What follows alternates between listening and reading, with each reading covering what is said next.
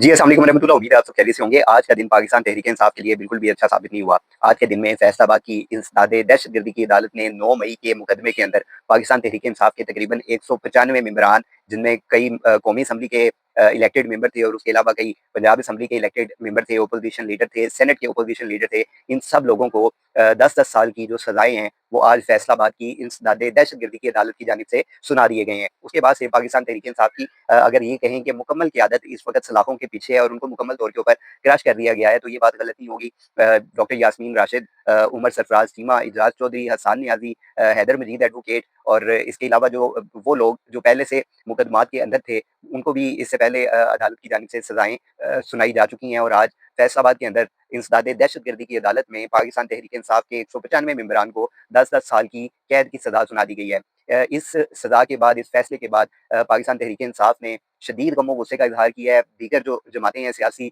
उनके जो अरकान हैं, उनकी जानिब से इस फैसले के खिलाफ सख्त मज़म्मत भी की गई है। जो जमात-ए-इस्लामी के डॉक्टर मुश्ताक अहमद खान साहब हैं, उन्होंने इस फैसले को अदलिया के लिए आज का स्याह दिन करार दिया है। इसके अलावा दीगर लोग हैं, शेख रशीद साहब का भी इस पर बयान आया है, उनका जो एक भतीजा है, उसके ऊपर भी 10 साल की कैद की सज़ा सुनाई गई है। और इसी तरह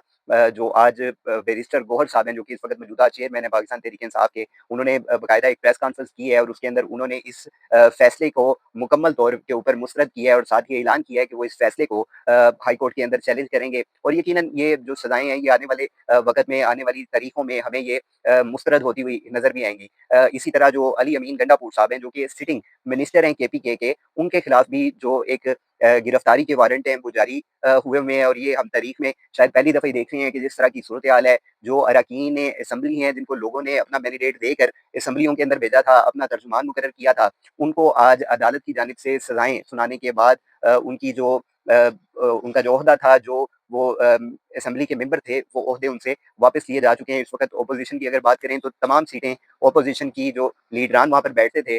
वो खाली हो चुकी हैं। उमर अयूब साहब थे अपोज़िशन लीडर, वो भी नाअहल हो जाएँगे। इसके अलावा जो शिबली फराज साहब हैं, जो कि सेनेट के अपोज़िशन लीडर थे, वो भी नाअहल हो जाएँगे। इसी तरह दीगर जो मेंबरान हैं, वो सारे के सारे इस वक़्त जिनको सज़ाएँ हुई हैं, वो अपने-अपने ओहदों से उनको हटा दिया जाएगा। तो ये सारी सूरत-ए-हाल और इस तरह का फ़ैसला, ये कोई ऐसी तवक्कुआत नहीं थी कि कोई फ़ैसला पाकिस्तान तहरीक-ए-इंसाफ के हक़ में आएगा। यकीनन इमरान खान साहब भी कई बार ये खुद फरमा चुके हैं कि जब से ये 26वीं आईनी तरामीम, इसकी अमेंडमेंट हुई है, उसके बाद से जो सूरत-ए-हाल रही है, ख़ास करके तहरीक-ए-इंसाफ के लिए और तहरीक-ए-इंसाफ के मेंबरान के लिए, वो इंतहाई गैर मुनासिब भी रही है, गैर मौज़ू भी रही है और जब तक ये तरामीम के अंदर अमेंडमेंट नहीं होती, इसमें से कुछ कमी-बेशी नहीं की जाती या इस कानून में रद्द-ओ-बदल नहीं किया जाता, तब तक पाकिस्तान तहरीक-ए-इंसाफ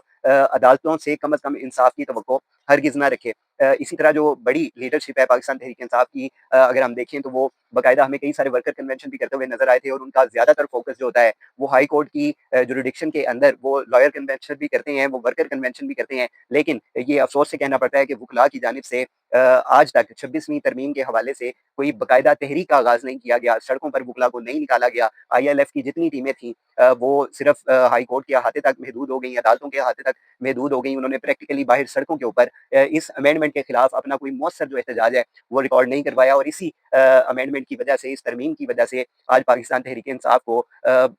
बार-बार इस तरह के फैसलों की जो है वो सामना करना पड़ता है और 5 अगस्त को तहरीक-ए-इंसाफ की जानिब से एक मुल्क गिर एहतजाज का भी ऐलान किया गया था और जिसमें बताया जा रहा था कि जो कासिम और सुलेमान है, वो इस तहरीक के अंदर शिरकत करेंगे, इसको लीड करेंगे। लेकिन बाद-ए-ज़ां ये खबरें भी सामने आई कि वो सिर्फ़ इमरान खान साहब से मुलाकात करने के लिए पाकिस्तान तशरीफ़ लाएँगे। वो इस पार्टी के अंदर या इस एहतजाज को लीड करने के कोई ख्वाहिशमंद भी नहीं है, ना ही उनको कोई ज़रूरत है। वो ग्लोबली एक इंटरनेशनल लेवल के ऊपर गवर्नमेंट के ऊपर एक प्रेशर डेवलप करना चाह रहे हैं ताकि इमरान खान साहब की जो रिहाई है, वो किसी तरीके से मुमकिन बनाई जा सके। तो अब ये जो 5 अगस्त आने वाली दिन है, जिसमें तहरीक-ए-इंसाफ की तरफ से एक भरपूर एहतजाज का ऐलान किया गया है, ये देखना पड़ेगा कि अब तहरीक-ए-इंसाफ की जो बाकी क़यादत है, वो अपना लाया-अमल किस तरह से तय करेगी और ये आने वाला जो 5 अगस्त का दिन है, ये तहरीक-ए-इंसाफ के लिए बड़ी अहमियत का हामिल रखता है क्योंकि इस वक़्त तमाम जो लीडरशिप है, उसको क्रश कर दिया गया है। लोग जेलों के अंदर हैं, उनको सज़ाएँ सुना दी गई हैं और इस सूरत-ए-हाल के अंदर भी अगर पाकिस्तान की तमाम कौम, जो पूरी पाकिस्तान में से लोगों ने मैंडेट दिया था, अगर वो अब भी अपने हक़ के लिए, एहतजाज के लिए बाहर आते हैं, तो यकीनन ये पूरी दुनिया के लिए और पाकिस्तान की जो